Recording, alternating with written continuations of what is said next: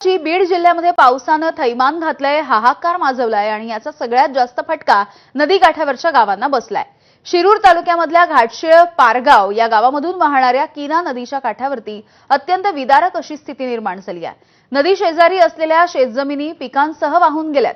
खरीपामधील कापूस, तूर, उडीद यासह सीताफळ, केळी या फळबागांचं मोठं नुकसान झालंय। इथला शेतकरी सरकारच्या मदतीकडे आस लावून बसलाय। दरम्यान याच शेतजमिनी खरडून गेलेल्या परिसरामधून आढावा घेतलाय आमच्या प्रतिनिधींनी।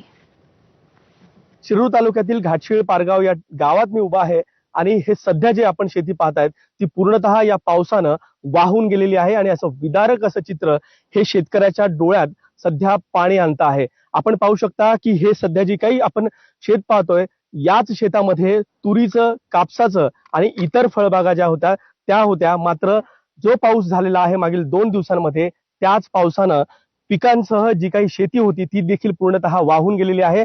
काय नेमकी परिस्थिती आहे आणि गावात ज्यावेळेस पाऊस झाला होता त्यावेळेस काय परिस्थिती होती? साहेब, जेव्हा गावात सुरुवातीला पाऊस आला त्यावेळेस पावसाची इतकी विदारक अवस्था होती की किना पात्रात माझ्या हिशोबाने 22 ते 25 फूट पाणी उंचीला होतं। शेत तर काय हो, खडकाला कमरेत शेत गेलेत।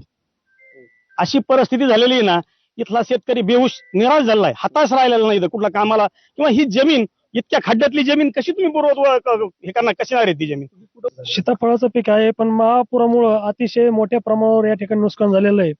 शेतकऱ्याच्या पाठीमागे जर पाहिलं तर हे सीताफळाचं पीक आहे, तिथले बरेचसे झाडं महापुरामध्ये उपटून गेलेले आहेत आणि शेतकऱ्यांनी हे पीक वाढवण्यासाठी किंवा मोठं करण्यासाठी अतिशय मोठ्या प्रमाणावर त्याची मेहनत केली आहे आणि हे फळ आलतं त्याला। आता फळाचा भाग विक्रीला होता, परंतु त्यांचं मोठ्या प्रमाणावर नुकसान झालेलं आहे। या ठिकाणच्या या किना नदीच्या दोन्ही पात्राच्या बाजूनी मोठ्या प्रमाणावर शेतीला भगदाड पडलेले आहेत, शेती वाहून गेलेली आहेत आणि याची मोठ्या प्रमाणावर सरकारने भरपाई करावी अशी आमची प्रामुख्याने या ठिकाणी शेतकऱ्याची मागणी आहे। जो काही 2 दिवसांपासून पाऊस झाला या पावसामुळे पूर्णतः ही फळबाग जी आहे ती या ठिकाणी वाहून गेलेली आहे। सरकारकडे जी आहे ती मदतीची अपेक्षा देखील केली आहे। कॅमेरामन प्रमोद जोशीसह विकास माने, एबीपी माझा, बीड।